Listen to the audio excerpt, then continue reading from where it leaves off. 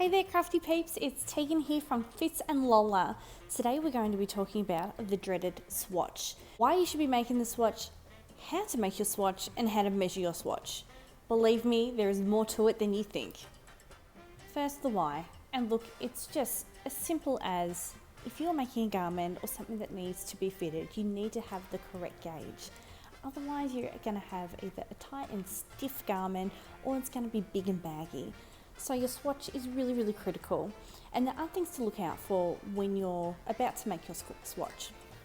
Look at the pattern from the designer. Does the designer say that the item is blocked or unblocked?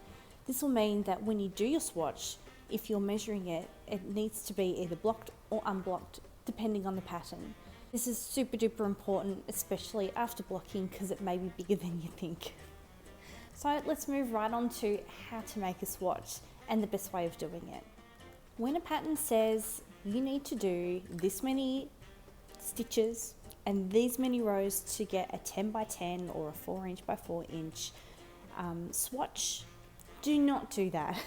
I plead with you, do not do that.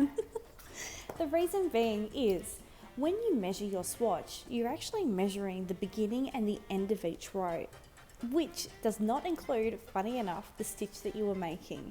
It's just a chain, especially with your crochet. So what I recommend is to add 2 to 4 stitches extra onto what is recommended to the swatch and 1 to 2 rows more. And I'm about to show you why. When measuring your swatch, you need to actually include the spaces in between your crochet stitches. When you make a crochet stitch and you finish the last step, it actually creates the loop and the gap in between the stitch. This is actually the beginning of your stitch. So working from front to back, you need to measure the start of the gap to the end of the stitch. That is one whole stitch. So when I'm measuring my swatch here of double crochets using Crazy Sexy Wool by Wool and the Gang, I am measuring this gap here all the way down to 10 centimeters. And as you can see, the 10 centimeters falls in between the gap and the beginning of the post of the stitch, which actually means I have a half stitch.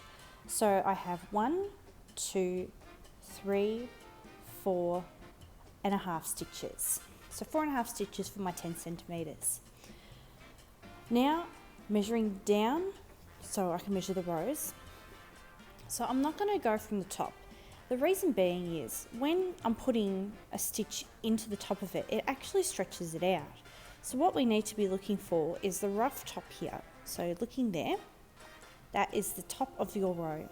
And come down to 10 centimeters, and I'm actually on par for 3 rows, which is great. So in this instance, for my double crochet using a 15mm hook with Crazy Sexy Wool, I have 4.5 stitches across and 3 rows.